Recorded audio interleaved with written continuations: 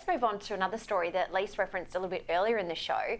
Lack of respect keeping women out of STEM jobs. A decade of investment has barely increased the number of women working in science and engineering, leading the government's Women in STEM ambassador to declare that people have to pull their finger out, frankly. Women are enrolling in STEM courses at universities in dramatically greater numbers, but that is not translating to lengthy careers, government figures released last week show. Leisa, what do you think that this is? Because I feel like this is a very common story that we hear, even in all sort of schools and faculties that we see at university. Why are things not translating when we get out into the real world? Well, and there's such an enormous push and encouragement of our girls to go through and study STEM right through, because I've got a daughter in high school, so it's repeatedly drummed into them to enrol in those STEM courses. Yeah. And then you see them going through to university.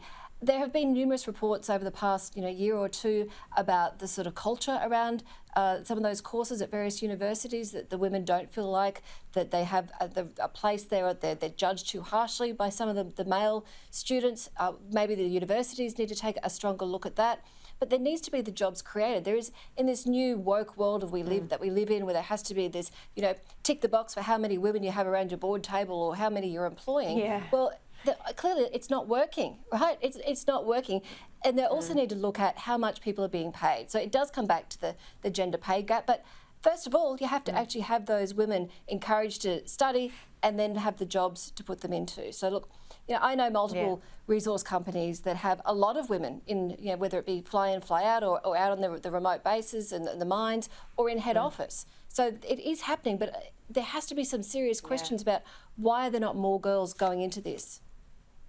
Yeah, absolutely. Caro, probably the most Melbourne story that we're going to see all week on the front of the Age. Gardens planting the seed for survival in the climate battle is the headline.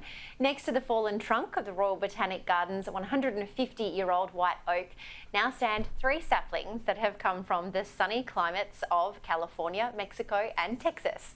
The 3 young oaks, about 3 metres tall and just coming into leaf, will look slightly different to the older oak trees on Oak Lawn. The loquat leaf oak has rougher leaves without the classic lobes. The winter's oak leaves are narrower and the valley oaks are similar with deeper lobes. And that's all we have time for on Gardening Australia this evening, so I'll leave this with you, Caro. I think this is a beautiful story. The Royal Botanic Gardens is just beautiful, and I love the fact that we're having botanicals on the front page of the Age tomorrow. Yes, yeah. Look, I mean, I'm an Italian. I love gardening, of course. I generally like to be able to eat whatever I put in the ground, but this is fabulous. And look, and it's good to see that it's happening.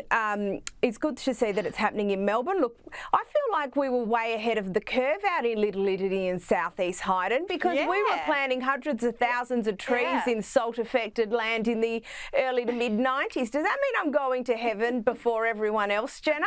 Because we I think we put in about 120,000 trees. Look, I think this sort of thing is really important. I used to work not very far from the Botanical Gardens in Perth, and what I really like about Botanical Gardens is all the people who go there, and they go and they take photos and they go for walks and they have picnics with their families, and for a lot of parts of suburbia they're not necessarily as floral, dare I say it. So I think that we really should maintain and look after our Botanical Gardens, because they're a great place, particularly for families to hang out.